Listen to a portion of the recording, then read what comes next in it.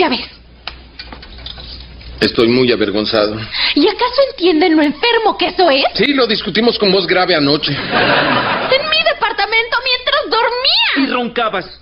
Puede ser una infección de senos nasales, pero podría ser apnea nocturna. Tal vez quieras consultar un otorrino. Doctor de garganta. ¿Y qué doctor te saca mis chanclas del trasero? Dependiendo del tamaño, sería un proctólogo o un gastroenterólogo. Sarcasmo.